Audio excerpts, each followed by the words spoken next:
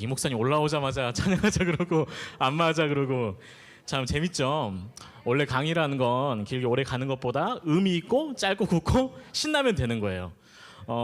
제가 이 마음이라는 것에 대해서 공부를 했기 때문에 아마 예수 그리스도의 마음이라는 강의 주제를 저에게 던져주신 것 같아요. 지난주에도 구 목사님이 얘기하신 것처럼 제가 선택한 게 아닙니다. 네. 그래서 고민을 좀 해봤어요. 정말 예수 그리스도의 마음이 뭘까? 정말 성품, 그 성품이라는 게 무엇을 가지고 얘기를 해야 좋을까라고 했어요. 그래서 저희가 뭔가를 모르잖아요. 그럼 모르면 뭐부터 시작하죠? 일단 파란 그 네이버부터 시작을 하는 거잖아요. 그래서 국어 사전을 제가 찾아봤는데 한번 띄워보실래요? 이렇게 되어 있더라고요. 성품 뭐라고요? 사람이 태어날 때부터 지니고 있는 마음 씀씀이. 마음 씀씀이는 그 사람의 말과 행동을 보여주는 거잖아요. 네, 다음 장 한번 보여주세요. 그래서 전문적인 부분들을 막 찾아봤어요. 여기서 다 보실 필요 없고 너무 기니까 뭐냐면 내면에 있는 것들이 외면으로 나오고 이것을 인격적인 결단을 하는 것이 바로 성품이라고 했거든요. 자, 이거 내려주세요. 이거 너무너무 어려운 이야기잖아요. 성품을 이렇게 막 그 학문으로 막 만들어 놓은 사람들이 너무 많아요. 저도 이제 대학원 때 그걸 공부하면서 도대체 사람의 성품을 왜 이렇게 많이 분화해 놓은 건지 도저히 알 수가 없었어요. 볼 때마다 머리가 지끈지끈하죠. 시험도 봐야 되니까 외울 수밖에 없었어요.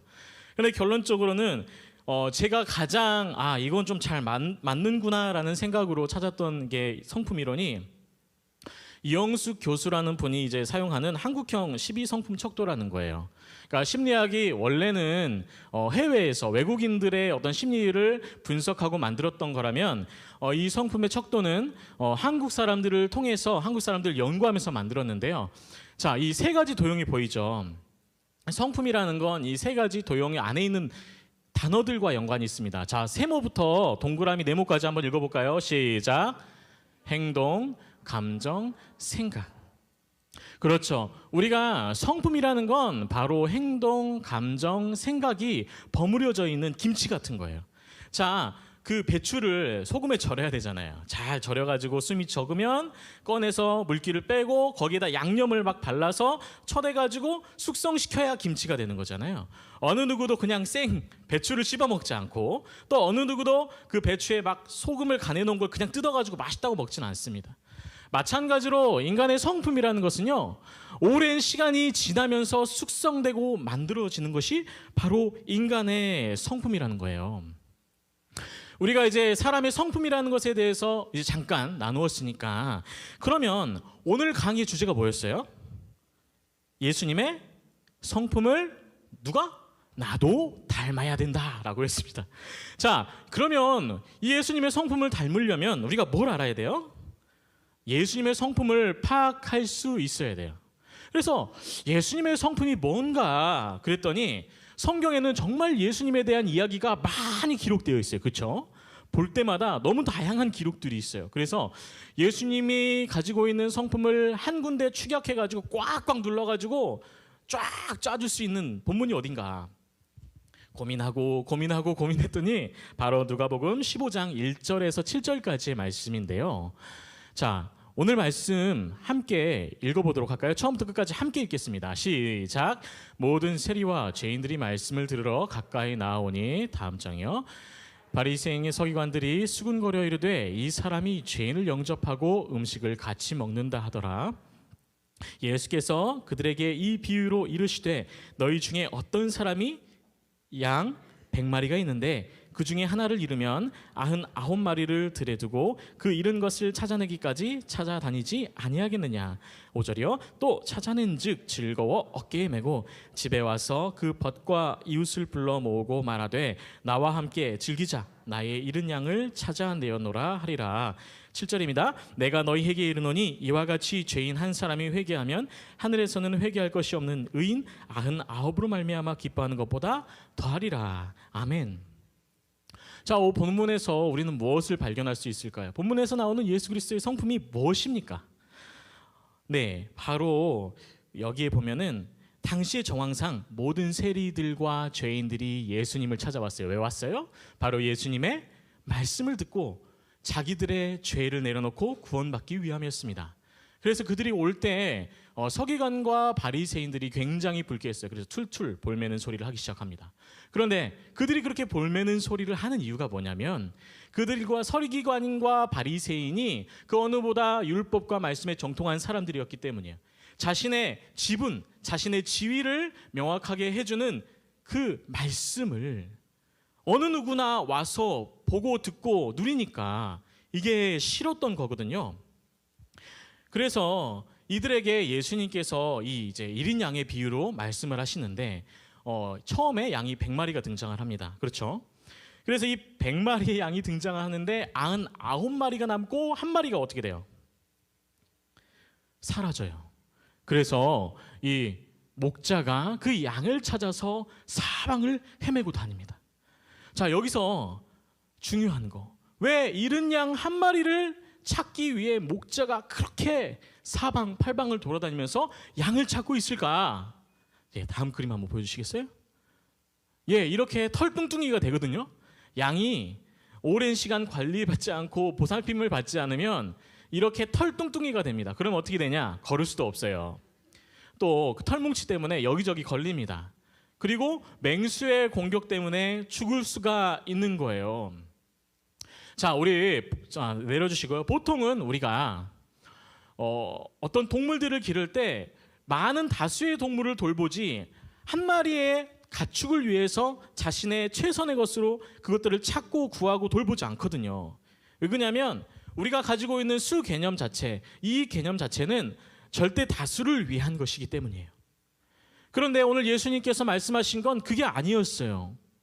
예수님이 말씀하신 건 그 잃은 양 한 마리, 그냥 놔두면 죽을 수밖에 없는 그 잃은 양 한 마리를 향해서 예수님이 그래, 이 녀석을 잡아야 된다, 데려와야 된다라는 결단과 함께 막 움직이시거든요.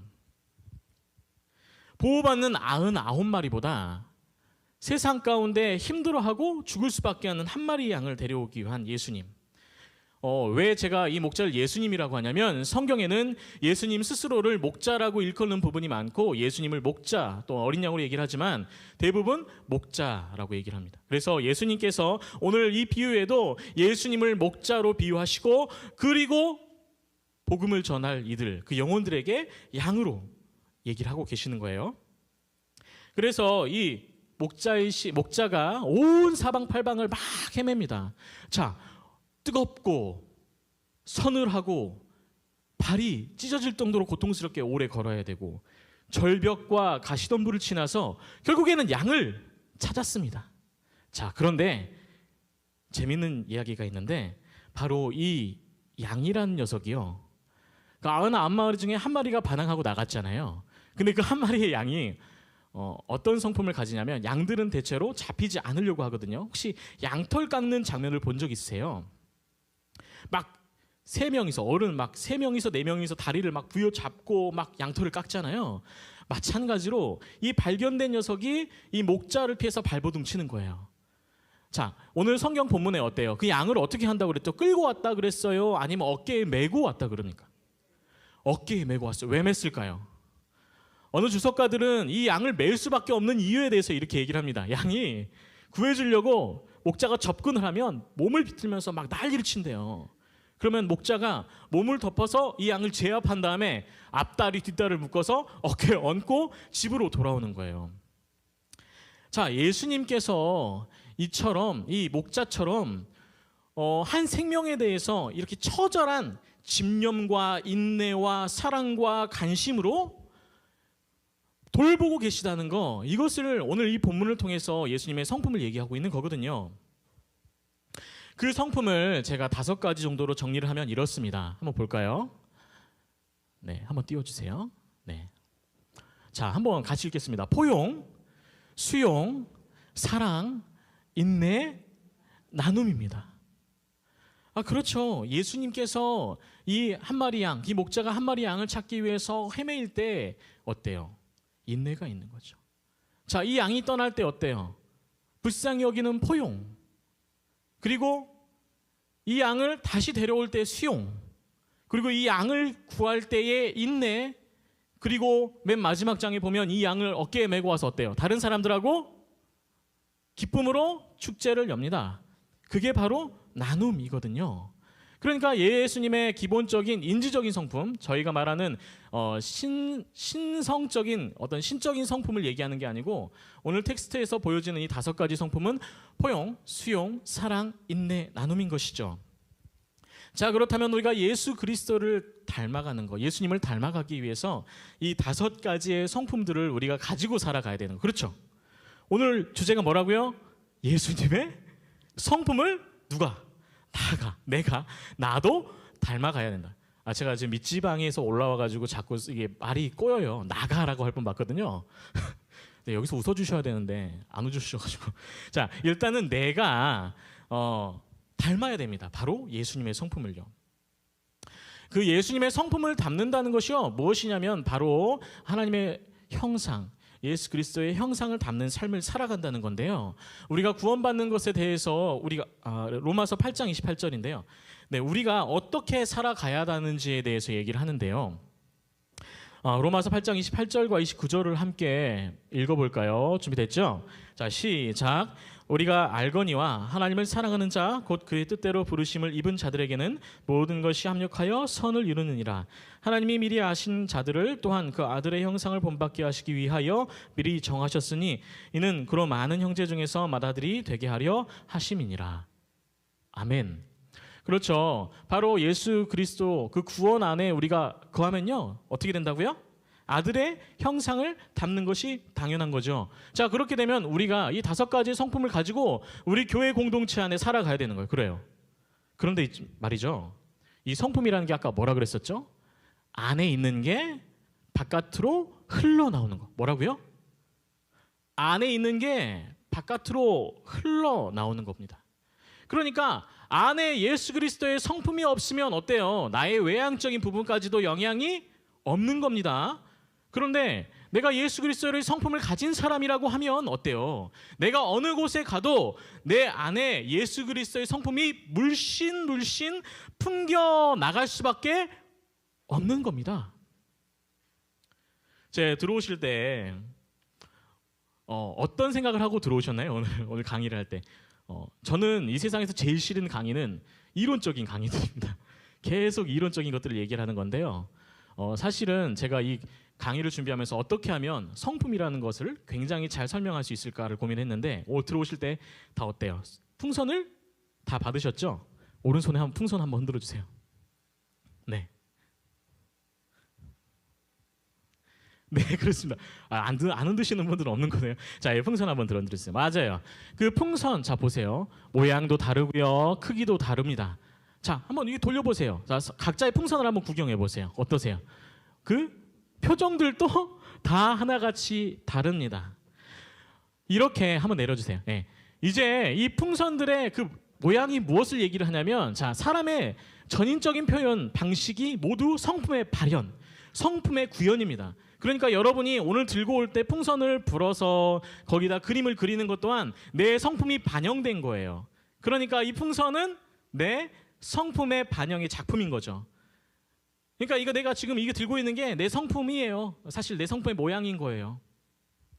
그래서 오늘 교회 안에서 어떻게 해야 되는지, 어떻게 예수 그리스도의 성품을 나눠야 되는지에 대해서 우리가 나누기 전에 한번 이벤트를 한번 해볼 거예요. 자, 풍선을 들고 일어나셔가지고, 자, 일어나세요. 음악 한번 틀어주시고요. 일어나시고 옆 사람과 풍선을 자꾸 교환하면서 이렇게 얘기하시는 거예요. 우리 예수 그리스도 안에서 성품을 나눠요. 우리 예수 그리스도 안에서 성품을 나눠요. 우리 예수 그리스도 안에서 성품을 나눠요. 네, 이렇게 하시면서 성품을 한번 나눠보십시오. 네. 자, 우리 예수 그리스도 안에서 성품을 나눠요. 예수님 안에서 성품을 나눕시다. 예수님 안에서 성품을 나눠봅시다. 네. 예수님 안에서 성품을 나눕시다. 네네네네. 자, 예수님 안에서 성품을 한번 같이 나눠보겠습니다. 자, 네네네. 좋습니다. 너무 보기 좋고요. 자, 이제 앉아보세요. 자, 자리에 앉아보세요. 네. 어때요? 이제 성품이, 다른 사람의 성품이 이제 나와 마주하고 있어요. 그렇죠? 자, 한번 이렇게 노려봐 주세요. 풍선을 한번 싹 한번 노려봐 주십시오. 모양이 어떠십니까? 어떤 풍선은요, 굉장히 와닿는 풍선이 있을 거고, 어떤 풍선은 굉장히 불편한 풍선이 있을 겁니다. 그게 왜 그러냐면 나와 성격이 맞고 안 맞고 나에게 발현되는 행동들, 대화들, 상황과 여건 가운데 이게 나한테 맞는 것, 안 맞는 것이 있거든요. 사람에게도 맛이 있어요. 뭐라고요? 사람에게도 맛이 있다. 나에게 그 입맛이 있는 것처럼 내 이 성격적인 입맛에 맞는 사람들과는 친하게 지낼 수 있고요. 그렇지 않은 사람들하고는 배척하고 힘들어집니다. 마찬가지로 이렇게 다양한 성품을 가진 사람들이 이 교회 안에 모여 있습니다. 그리고 교회 안에 모인 이들이 누구를 찬양하며 살아가요? 하나님을 찬양하면서 막 열심히 찬양하고 막 손들고 막 하고 막 울면서 막 은혜를 누리면서 살아갑니다. 그런데요, 그 안에도 마찰이 있어요, 없어요? 마찰이 있습니다. 방금 경험하신 그 풍선을 볼 때의 불편함, 이거 아주 잠깐이거든요. 그런데 교회 안에서 살아간다는 건 이거 쉽지 않은 부분입니다. 그래서 예수 그리스도의 성품을 닮아간다는 게 뭐냐면요, 나의 성품을 일단 내려놓고 나누어야만 아까 5가지 성품이 발현이 되는 것이에요. 우리가 오늘 주제가 예수님의 성품을 나도 닮아야 한다. 제가 왜 이렇게 계속 주제를 반복하냐면 바로 이게 학습 심리와 관련이 있습니다. 계속 얘기하면 끝내는 머릿속에 박히게 돼 있습니다. 여러분 오늘 집으로 돌아갈 때 이 단어가 머리에 탁 박혀가지고 평생 갈 수 있도록 제가 계속 이 이야기를 하고 있는 겁니다. 자, 그래서 우리는 예수 그리스도의 성품인 포용, 수용, 사랑, 인내, 나눔을 이제 나누어야 하는데요. 자, 우리가 사람을 판단할 때 가장 좋은 척도가 뭐예요? 우리가 어떤 단체에 가거나 집단에 가거나 어떤 생활을 할 때 우리가 가장 많이 하는 행위가 뭘까요? 예, 바로 대화입니다. 대화. 네, 아까 말했죠. 성품은 안에서 바깥으로 나가는데 만약에 우리 안에 예수 그리스도의 성품이 있다면 우리 바깥으로도 예수 그리스도의 성품이 흘러나가는데 그 표현형이 가장 많이 사용되는 게 바로 대화라는 거예요. 대화. 여기 계시는 분들 하루에 대화 안 하시는 분들 없잖아요. 전화 통화하시고 사람을 만나시기도 하고 교회 오면 지인들하고 또 얘기도 하시고 그렇게 대화를 합니다. 가족들하고도 대화를 하고요. 그런데 그 대화를 통해서요, 저희들은 굉장히 많은 정보를 얻어요. 그 대화를 통해서 저 사람 정말 나한테 참 좋은 인상이네. 저분은 좀 성격이 급한 것 같네. 저분은 조금 얘기를 안 했으면 좋겠는데. 또 저분은 아이고 답답해라, 좀 얘기 안 하나? 이런 분들이 계십니다. 그러니까 이게 대화를 하게 되면 그 대화를 통해서 그 사람의 본질을 파악하게 되는 거예요, 사람들은. 그래서요, 동양이나 서양이나 이 말에 대해서 굉장히 중요한 격언들을 많이 하고 있어요. 교회 안에서도 마찬가지거든요. 우리의 말의 중요성은 굉장히 중요한데 이 말 한마디를 하고 잘하고의 차이, 못하고 잘하고의 차이에 의해서 우리가 관계가 딱 결정이 납니다. 저도 그렇습니다. 어떤 단체나 사람들을 만날 때 대화를 했는데 말을 뚝뚝 끊거나 막 자기가 이야기를 막 계속하면은 어때요? 이야기를 하기가 싫습니다. 그게 모든 사람들이 느끼는 건데요. 그래서 정말 예수 그리스도의 성품을 닮아가고 성품을 발현하기 위한 하나의 방법이 뭐냐면 우리가 대화를 잘 해야 된다는 거, 그리스도인으로 정말 대화를 잘 이끌어 가야 된다는 거예요. 이 세계에서 가장 유명 인사들을 많이 만나고 또 대화를 이어가는 한 사람이 있습니다. 그 사람의 이름은 셀레스트 헤들리인데요. 한번 띄워주시겠어요? 셀레스트 헤들리가 이런 말을 하거든요. 내 얘기를 할 때는 얼마든지 내가 주인공이 되어도 좋습니다. 하지만 상대가 얘기를 할 때는 상대가 주인공이 되도록 해주십시오. 주인공이 되려는 욕심을 내려놓는 순간 당신은 모든 사람의 주인공이 될 수 있도록 합니다라고 하거든요. 이 사람이 그런 얘기를 해요. 정확히 말하면 이 사람은 많은 유명 인사들을 만나서 인터뷰하고 인터뷰한 것들로 먹고 사는 사람입니다. 그러니까 말로 먹고 사는 사람이에요. 근데 이 사람이 신앙이 있는지 없는지 모르겠지만 이 사람의 철칙은 이겁니다. 우리가 주인공이 되지 않는 대화. 우리가 만남 가운데 내가 주인공이 되지 않는 대화예요. 제가 놀랍게도 이 강의를 준비하면서 몇 주 전에 굉장히 신기한 경험을 했어요.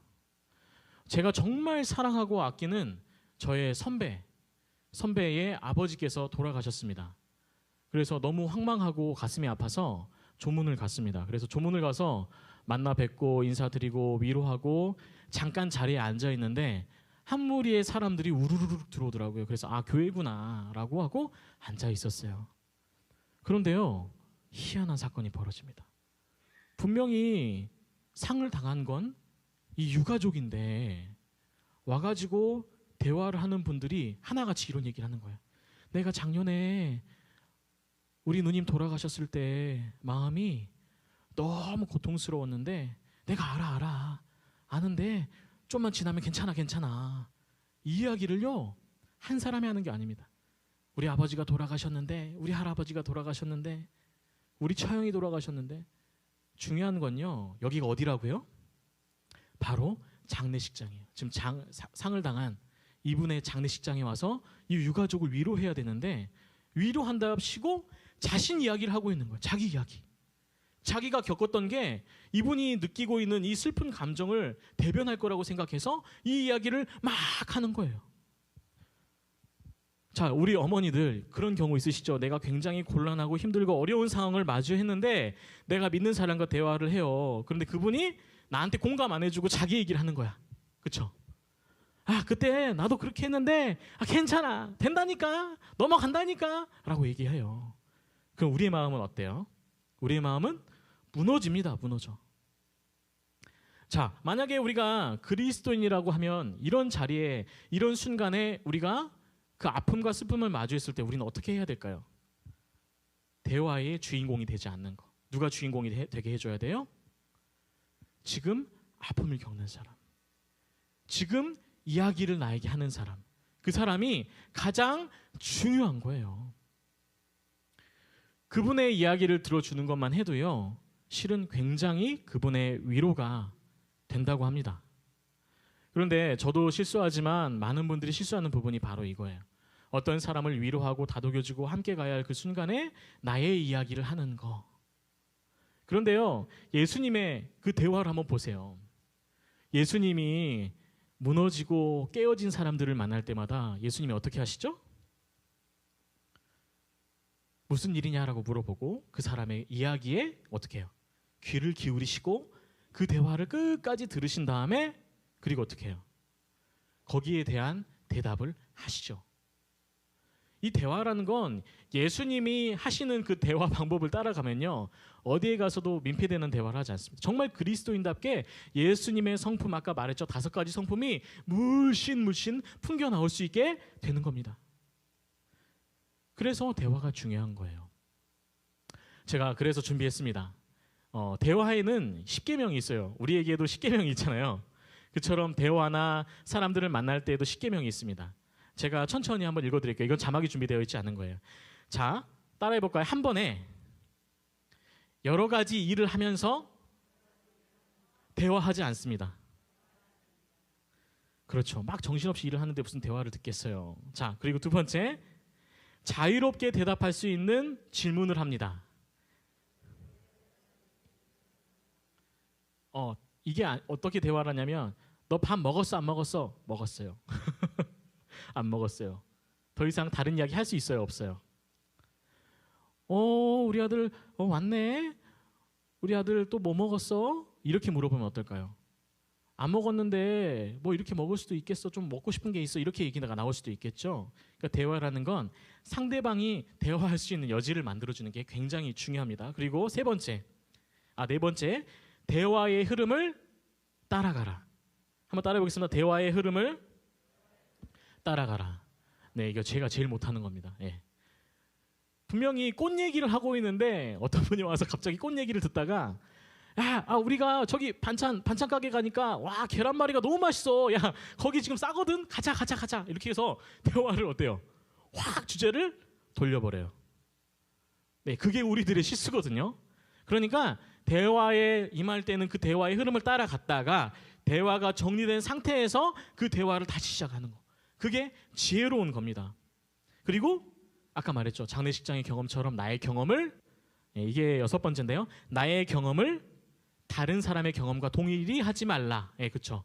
나의 경험을 다른 사람의 경험과 동일시하지 말라.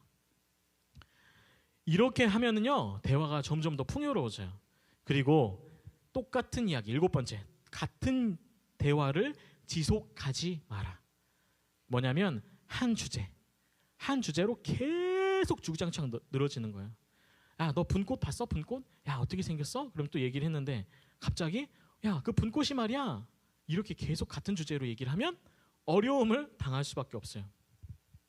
그리고 최악의 대화, 여덟 번째, 이걸 하면 안 되는데 바로 세세한 것까지 짚고 넘어가는 거.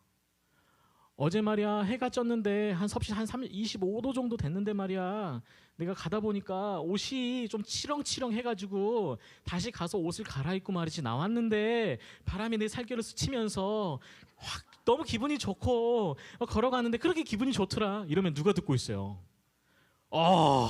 머리가 너무 아픕니다. 네. 자, 이렇게 대화하는 분들 있어요, 없어요? 있어요. 절대 그렇게 하시면 안 돼요. 그리고 예수님처럼 어떻게 한다? 아홉 번째, 끝까지 경청한다. 경청하는 게 뭐예요? 그냥 앉아서 이야기 소리를 듣는 거예요? 아니요. 바로 그 사람의 대화를 집중해서 듣는 거예요.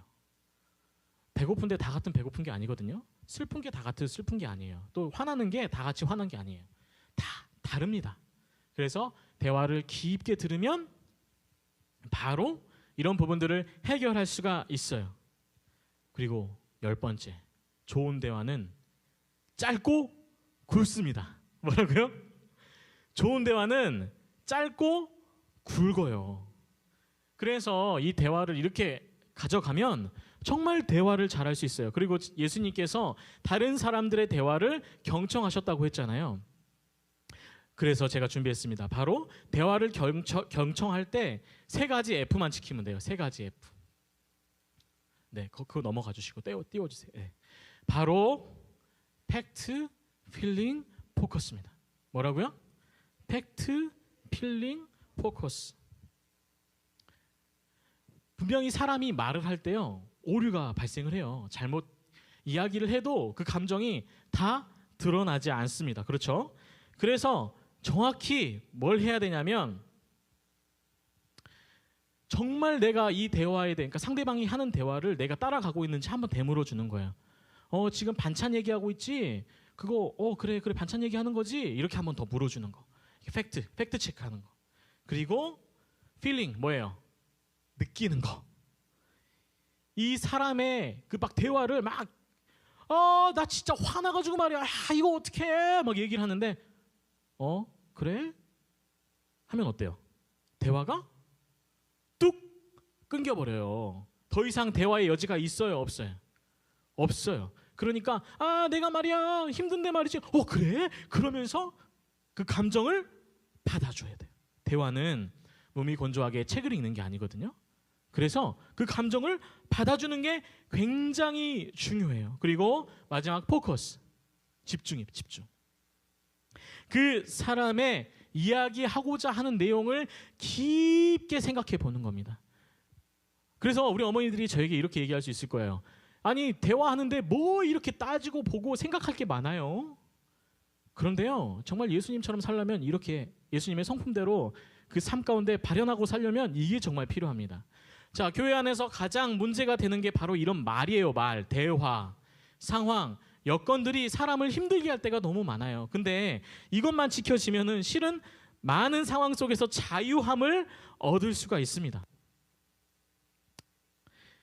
저를 한번 따라해 보겠습니다. 예수님처럼 대화하면 예수님의 성품을 닮아갈 수가 있다. 네. 사람이 공감하는데도 이 공감을 사용되는 인지 능력이 있다고 해요. 6가지인데요. 한번 틀어주세요. 뭐냐면 경청, 긍정적인 태도, 기쁨, 배려, 감사, 순종. 자, 한번 상상해 보세요. 만약에 이렇게 딱 태도를 가지고 우리 집사님들, 권사님들 얘기를 주의 깊게 들어주는 사람이 있다고 해봐요. 얼마나 내 마음이 행복하겠어요. 자, 우리 집에 가서 나의 아내, 나의 남편과 대화할 때 이런 대화 돼야 안 돼요? 안 됩니다. 안 돼요. 아유, 웃으시는 분이 있어요. 네, 맞습니다. 안 돼요. 저도 안 돼요. 저는 표리 상담사로 활동을 하고 또 대화도 많이 하고 실은 이런 방법들을 다 알고 있음에도 불구하고 일상에 이게 너무 잘 안 돼요. 아내하고도 잘 안 되고요. 그래서 얘기하는 거예요. 그 처음에 그 성품이라는 게 뭐라 그랬어요? 그냥 주어지는 거라고 했나요? 아니에요. 그게 아니고 인지적인 인내력을 가지고 노력을 해야 된다라고 분명히 얘기를 했습니다. 마찬가지거든요. 이 공감 인지 능력을 자꾸 개발하려고 해야 돼요. 자, 여기까지가 방법론입니다. 방법론. 우리가 예수님의 성품을 닮아야 해. 그래서 성품이 뭐야를 나눴고 예수님의 성품이 5가지야. 근데 그 5가지가 안에서 바깥으로 표현이 돼. 그런데 우리 살다 보니까 이 품성이 성품이 잘 드러나는 게 대화야. 그러면 대화를 어떻게 해? 이렇게 해라고 제가 말씀을 드린 거예요. 자, 여기까지가 방법론. 그리고 우리에게 가장 중요한 게 있어요. 뭘까? 혹시 생각나시는 부분이 있을까요? 그래서 준비했습니다. 고린도후서 4장 6절 말씀인데요. 7절까지인데 제가 이거를 표준세 번역으로 한번 가져와 봤습니다. 자, 우리가 말씀을 한번 힘차게 읽어보겠습니다. 시작. 어둠 속에서 빛이 비춰라 하고 말씀하신 하나님께서 우리의 마음속을 비추셔서 예수 그리스도의 얼굴에 나타난 하나님의 영광을 아는 지식의 빛을 우리에게 주셨습니다. 우리는 이 보물을 질그릇 속에 담고 있습니다. 그것은 이 엄청난 능력이 하나님에게서 나오는 것이지 우리에게서 나오는 것이 아님을 드러내시려고 하는 것입니다. 아멘. 제가 상담 공부를 하면 할수록요 놓아지는 부분이 있어요. 사람은 변한다 안 변한다? 변한다 안 변한다? 안 변한다. 그런데 예수님 만나면 변한다 안 변한다? 변한다. 우리가 구원의 감격을 입고 구원을 받으면요 우리의 성품이 바뀌어갑니다. 그런데 그 감격이요 내 안에서 차차 잊혀져 갑니다. 왜? 사람은 망각의 존재니까요. 그 감격이 10년, 20년, 30년 가면서 무뎌져요. 무뎌지면 질수록 어떻게 해요? 자, 우리 어머니들 가위 갈아요 안 갈아요? 칼 갈아요 안 갈아요? 갈아요. 왜 갈아요? 날카롭게 썰어야 되니까. 그 기능을 유지하기 위해서 칼이나 가위를 가는 겁니다. 마찬가지로 그렇습니다. 우리가 감격 그 은혜에 그 구원의 은혜를 받고 감격을 받았어요. 그런데 오랜 시간 동안 무뚝뚝하게 온 거예요. 계속 아무런 감흥도 또 예배 가운데 감격도 또 말씀을 읽을 때 펑펑 울던 그 문고에서 이 성고에서 눈물도 안 나오고 그냥 그저 그렇게 지나갔던 세월들이 이제 예수님의 성품들을 잊혀지게 하는 스스로 잊혀지게 하는 그 일들이 우리 가운데 일어났어요. 아까 말씀드렸다시피 우리가 예수님께서 빚으신 질그릇이라면 우리 안에 하나님의 성품이 무한하게 담겨 있습니다. 그런데 그걸 다시 누가 일으켜 세우고 바깥으로 나오게 해주셔야 돼요. 바로 하나님께서 그렇게 해야 됩니다. 자, 그래서 우리 가운데 무엇이 필요하냐? 제가 우리 아이들과 항상 하는 게임이 있습니다. 말씀, 기도, 찬양 이거 하거든요. 성도로서 그 구원의 감격을 표현하며 살아가는 방법은 말씀 읽고 기도하고 찬양하고 나아가는 거예요. 그런데 말이죠, 하나님과의 관계 속에서 우리가 얼마나 이 말씀, 기도, 찬양 가운데 나가고 있어요. 제가 성경을 읽다가 성품이 변화된 사람을 여러 봤습니다. 잘 나가던 프랑스 파리에서 유학을 하면서 호텔 경영을 하면서 잘 나가던 분이 있어요. 근데 너무 심심해요. 일상이 무료합니다. 그래서 파리에 있는 침례교회를 그냥 가봅니다. 그랬는데 재밌어요. 막 노래도 부르고 막 사람들끼리 왁자지껄 떠들기도 하고. 그래서 고국의 그런 향수병을 교회에서 달리기 시작을 했는데 어느 날 목사님이 그러는 거예요. 청년, 성경책을 한번 읽어보게 하고 성경책을 딱 줬어요. 근데 이분이 성경책을 들고 어딜 들어갔냐면 밖에 멋있는 카페에 가가지고 다리를 쫙 꼰 다음에 맛있는 와인을 싹 따라가지고 앉아가지고 홀짝홀짝 마시면서 오이 좋네 이거를 3개월, 4개월, 1년 하고 나니까 이상하더래요. 갑자기 막 끌어오르더래요. 이상한데 이게 왜 그러지? 그러면서 교회 안에서 막 말씀 들을 때 그 사람이 뒤집어지고 막 힘든 상황 속에서 말씀을 읽으면 막 힘이 나고 사람과의 고통, 어려움 속에서도 막 해결이 되고 결론적으로 이분이 지금 목사가 됐습니다. 성품이, 생활이 완전히 바뀌어버렸어요. 자, 그럼 어머니, 우리가 방법론을 나누었다면 이제 우리가 나눠야 될 게 뭐예요? 누구 앞으로 나가야 돼요? 바로 하나님 앞으로. 하나님 앞으로 나아가는데 어떻게 해요? 말씀, 기도, 찬양으로 그 감격을 표현하면서 나아가야 되는 거거든요.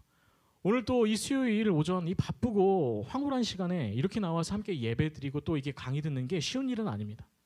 우리 가운데 하나님이 하시는 역사가 분명히 있다는 거 저는 이곳에서 찬양하면서 강의하면서 지금 이 순간에도 충분하게 느끼고 있습니다. 너무 감사합니다.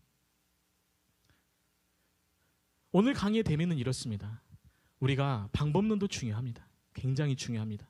제가 여러분에게 말씀드린 이 방법론은 제가 학문으로 배웠던 방법론입니다. 그런데 이 이후의 방법, 그것은 내가 하는 것이 아니고 하나님이 하시도록 하는 거. 어떻게 해요? 한번 따라해 보겠습니다. 말씀, 기도, 찬양, 그것으로 예수님의 성품 가운데 나아가는 것입니다. 아멘. 이 시간 함께 찬양을 하도록 할까요? 네, 찬양을 하고 함께 기도 가운데 나아갈 건데요. 네, 하나님의 음성을 어떻게 들을까요? 말씀으로 또 듣고 또 나아가죠. 또 찬양 가운데 위로가 되시죠? 또 기도 가운데 결단하게 하시고 나아가게 하십니다. 오늘 묵상하면서 함께 찬양하겠습니다.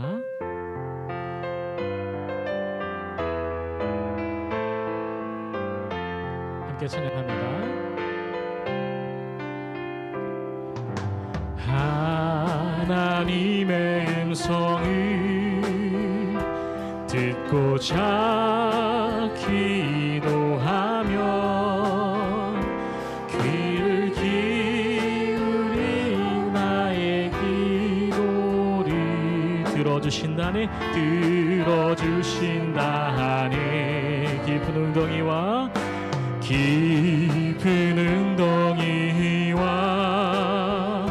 수렁에서 끌어주시고 나의 발을 반석 위에 세우시사 나를 튼튼히 하셨네. 나의 마음을 새롭게 하소서. 새 노래로 부르자 랄랄라. 하나님께 올릴 찬송을 새 노래로 부르자. 하나님 사랑을 주를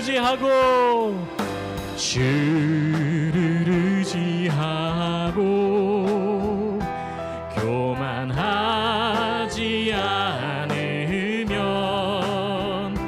거짓에 치우치지 아니하면 복이 있으리라. 여호와 나의 주는 크신 권능의 주주라. 그의 크신 권능으로 우리들을 어떻게 해요? 사랑하여 주시네. 새 노래로 부르자 랄라라. 하나님께 올릴 찬송을 새 노래로 부르자. 하나님 사랑을. 이 시간 함께 기도했으면 좋겠어요. 이 시간 우리의 심령이 변화되고 우리의 성품이 변화되어 오직 예수의 성품으로 교회를 세워가며 우리의 삶을 세워가며 은혜를 누릴 수 있는 삶 가운데 나아갈 수 있게 해달라고 이 시간 주여 한번 부르고 간절히 기도하겠습니다. 기도하십니다. 주여 하나님 우리가 더욱더 주 안에 하나님의 성품 예수 그리스도의 그 은혜의 성품 가운데 나가길 원합니다. 아버지 더욱더 우리의 내 것들을 내려놓고 우리의 생각과 관점과 모든 세계관들을 내려놓고 주 앞에 나가길 원합니다. 하나님 우리를 붙들어 주시옵소서. 우리에게 아버지 새 심령을 허락하여 주시옵소서. 주의 말씀과 기도와 찬양으로 새롭게 하여 주시옵소서. 우리가 주 안에 주의 놀라운 은혜 가운데 세워지게 도와주시옵소서. 우리의 심령을 새롭게 하사 우리가 더욱더 온전한 그리스도인으로 세워지며 능력의 그리스도인으로 살아가게 하여 주시옵소서. 하나님 우리를 붙들어 주시고 하나님의 역사하심 가운데 풍성함을 누리는 아버지 하나님의